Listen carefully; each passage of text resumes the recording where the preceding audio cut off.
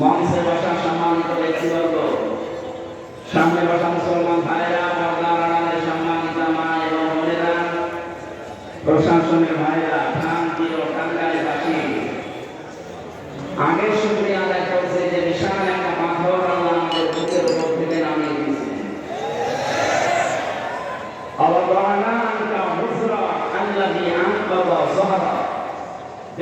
বছর আগে একটা নাজিল হয়েছে।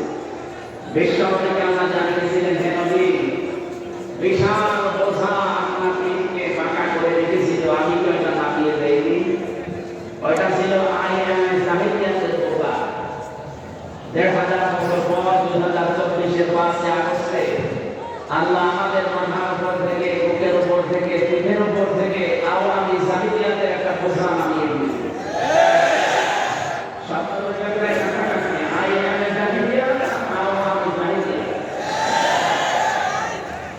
অনেক আছে আমাদের ভেতরে দেখেছি আইএমএ জাহিলিয়াতে আবু জেহেলের ১৩-১৪টা কর্মসূচি ছিল, ১৪টা কাজ করতো, যতগুলো ক্ষমতা ছিল।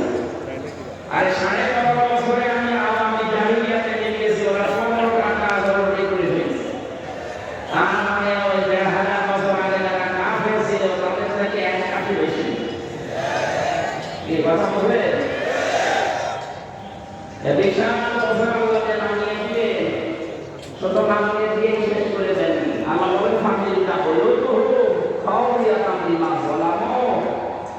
এই সেই ঘরগুলো বাইরের নাম দিয়ে পর্যন্ত অবলম্বন দিয়েছেন, ধন জমিন দিয়েছে।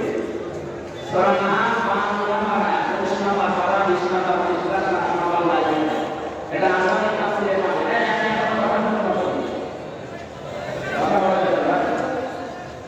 দাঁড়িয়ে থাকে প্রবলেম হতে থাকে, জায়গাতে কম জায়গায় ধান ছড়িয়ে পড়ে। কিন্তু কথা বলে আমি তাকান সারা বাংলাদেশের দিকে ৬৩০টা থানা আছে কমপ্লেক্সে দেশে, যেখানে যেখানে ইসলামদের ঘর ছিল ওই জায়গাগুলো আল্লাহ পূজার গৃহ বানিয়ে দিয়েছে। আমার কুষ্টিয়ার হানিফ সাহেবের বাড়ি কিন্তু সাহেব বড় ঠিক না, হানিফের বাড়ি এনো সাহেব বলা ঠিক না, কারণ সাহেব হওয়ার যোগ্যতাটা হারিয়ে ফেলেছে। ওই ইনো বলা যায় না, ওই নুনু বলা যায়, কারণ এখন মানুষ ইনো বলে ডাকে, ওই নুনু। আদালতের চলতে সময় দেখলাম একজনকে বসা ভিড় পেয়েছে, বসা নুনু গায়ে নাম না, গল্পে বলতে ইনো গায়ে না, নুনু গায়ে বাকি। তার মানে নামও পাল্টে গেছে, এখন আর কেউ ইনো বলেও ডাকে না।